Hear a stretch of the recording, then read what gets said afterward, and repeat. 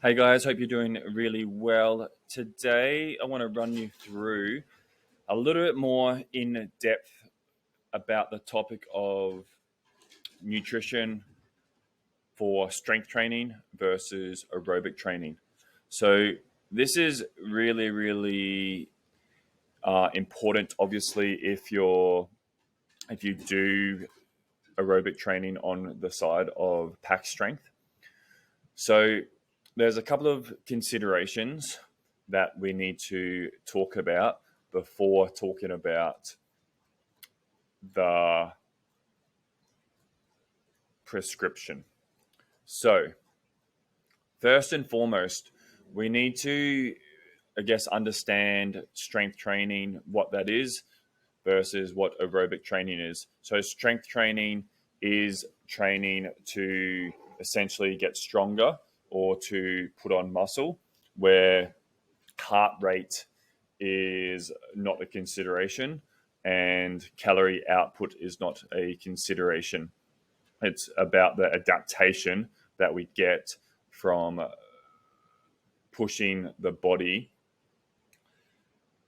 progressively over time, whether that's with body weight or whether that's with a barbell or a dumbbell.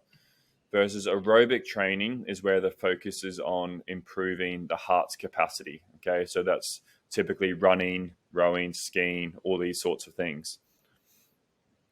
So that's the definition, first of all, that we need to be clear on. And then, second of all, a really big consideration to the prescription of how you do and how you separate nutrition for both of these is what your goal is. So, is your goal performance?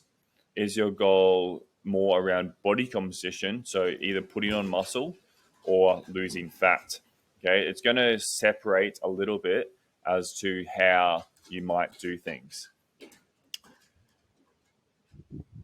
Next, what we want to understand is depending on the intensity that we are doing activities at, determines what fuel source we use for the energy to power ourselves essentially. So with strength training is typically done in the sets typically take 15, 20 to 60 seconds per set. In this instance, the fuel source, so the energy, the way that exercise is done is through glycogen. Glycogen is just stored carbohydrate, stored glucose in our muscles and in our liver. So that is actually what's broken down to give us that energy to perform those actions. With aerobic training, okay, if it's very low intensity, and right now, what I'm doing right now, sitting down making a video for you, is actually where this fits in. So it's very low intensity. I'm not huffing and puffing. I'm just talking to you. I'm actually utilizing fat as an energy source. When I start pushing the intensity a little bit of what I'm doing, so maybe I get up and I have to chase the dog down the street. Okay, he's running a little bit wild right now. Then I start moving away from fat as my fuel source, and I start using glycogen again. So most things for most of us, if we're thinking about doing exercise, for the majority, we're going to be using glycogen as our main fuel source. There are some instances, such as people that train themselves to be fat adapted, can handle a little bit more intensity. Okay. But one misconception with this fuel source scenario here is that it's a misconception that I'm actually losing body fat right now when I'm utilizing fat as an energy source. That's just the energy source. It doesn't actually mean that I'm going to be losing body fat. The thing that determines if I lose body fat is total calories in versus total calories out. Okay? So equals the biggest determinant if to lose body fat. So the fuel source matters for the fueling of our sessions. It doesn't determine whether I lose body fat or not. What determines if I lose body fat is my total calories in versus my total calories out. Okay, so hopefully we understand that. So now we're going to look at performance. If your goal is performance, i.e., you want to perform better at a higher intensity, you want to get through your sessions. This is really the athlete mindset. So for people that are athlete mindset, that have races coming up, that are worried about performance and not as worried about how they look, this is what you want to be looking at. So we've broken up each section into pre-training, intra, which means during training, and then post-training.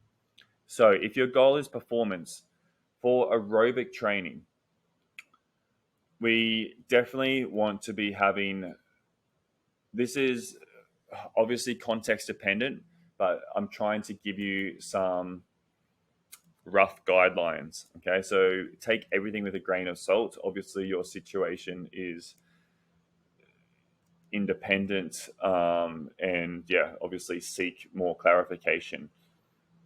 But as a general guideline for performance, pre-aerobic, you definitely want to be ingesting some carbohydrate. Okay, because that carbohydrate is going to help keep those stores of glycogen at a higher level, because we can actually use that glucose straight up for exercise as well. So if we do that, if we have some glucose pre-training, which is carbohydrate pre-training, it's going to help reserve these stores of glycogen to be able to use later on if it's a very long aerobic session, or just to make sure that our recovery is going to be better, because that is one of the crucial parts of recovery, is making sure that those glycogen stores are refueled. And if we never have to take so much out of those glycogen stores because we've had glucose in the first place, then you're going to be much better off. And for performance, this is also the same for strength. Okay, so we essentially want to be having similar for strength for performance. For strength, we also want to be adding some protein, ideally. Okay, and that's just going to help preserve muscle tissue a little bit more. So ideally with strength, we have about a 1-to-1 ratio of carbs and protein, sort of about 60 to 90 minutes before training. Okay, so that might be like 30 grams of carbs, 30 grams of protein pre-strength training. Whereas pre-aerobic training, you're not going to get as much muscle breakdown because there's not as much eccentric action, and we're not loading the body progressively quite as much. So you don't need that protein necessarily before aerobic. Okay, so the main difference with pre is that you want to be having a little bit of protein here for performance with your strength. Now, intra, if your goal is performance, so during aerobic, so this really depends on how long your session is. If your session is sort of 90 minutes plus with aerobic, and depending on the intensity, you might want to look at some really fast acting carbohydrate. That's where things like gels and stuff come into play. With strength training, it would be like a half percenter. It is definitely not as crucial as aerobic, but you could look at something like some electrolytes, and also some branched chain amino acids could help as well, just help preserve that muscle tissue a little bit.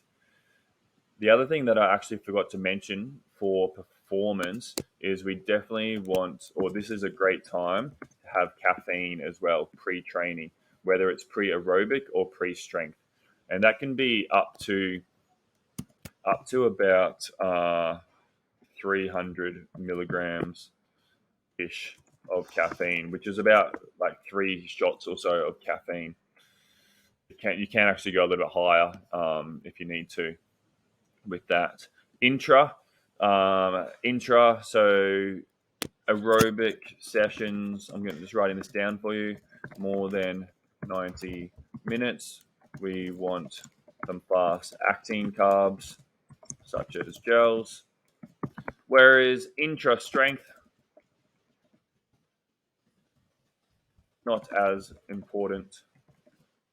But if we're looking at the one percenters, could use electrolytes and amino acids. So that covers pre and intra for performance. For post, okay, basically post for aerobic is about replacing those glycogen stores, the same with our strength. And once again, this is very similar to pre. So with our aerobic, just replace glycogen through carbohydrate.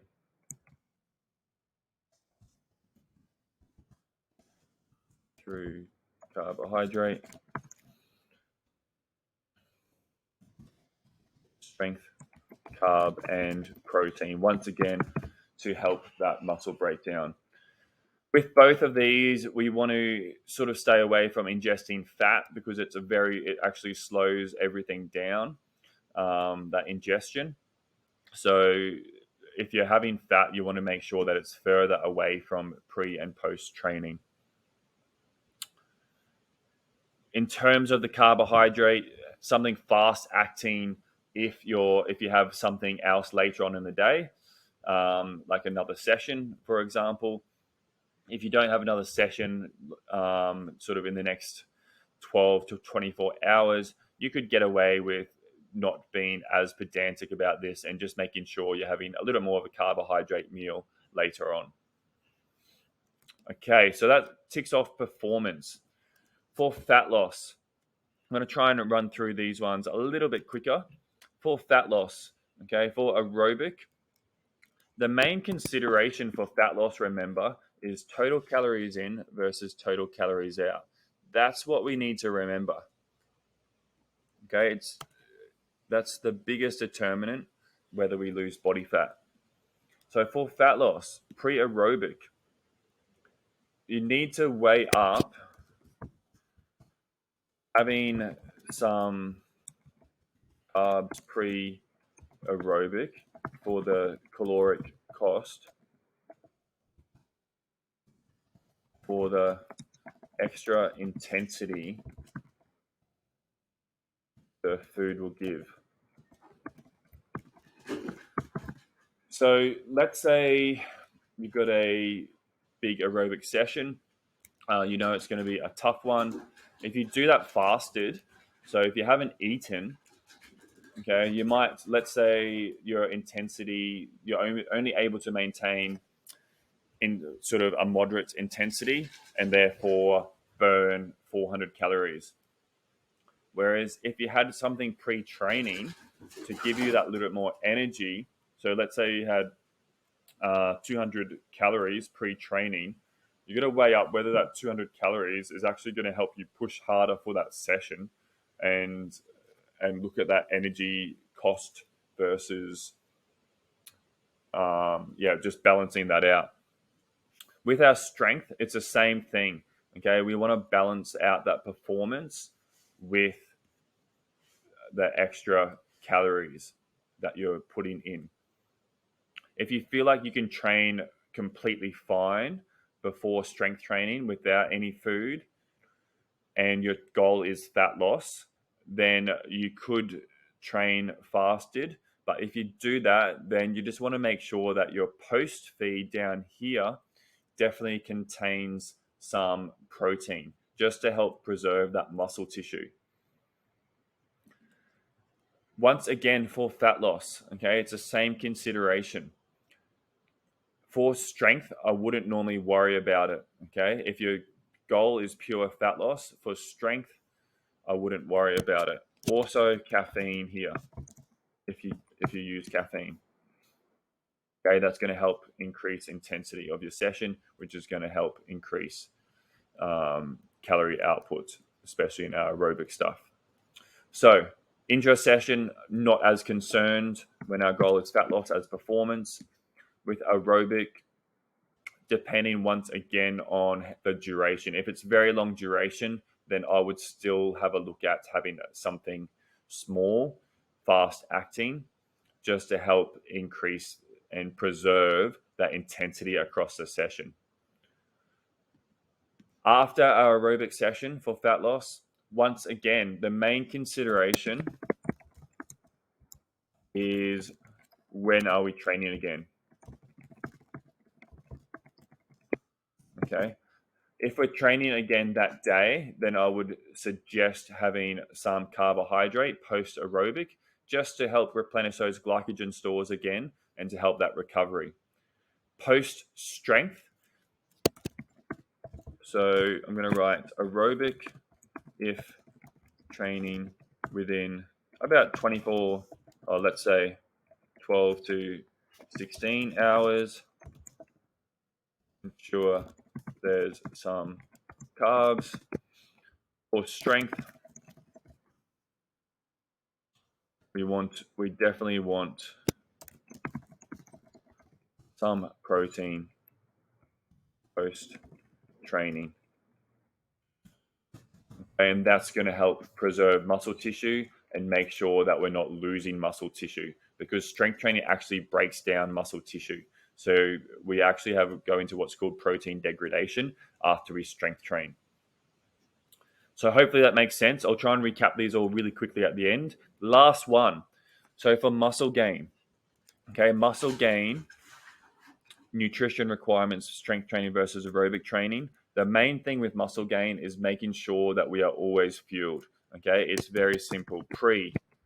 Caffeine is good. Aerobic, pre-aerobic, we definitely want carbs.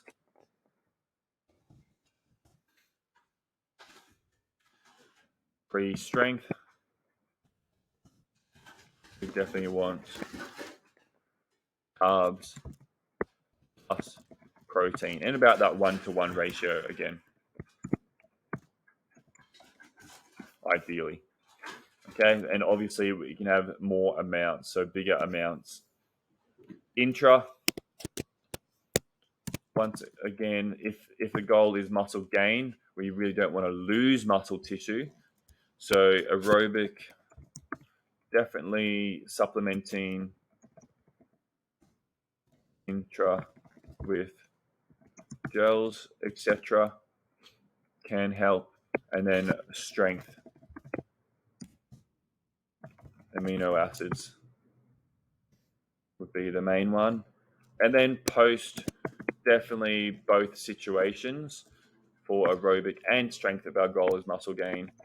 Carbs in, relatively fast acting, get them in quickly. So this is things more processed carbs, such as white rice, rice cakes, etc.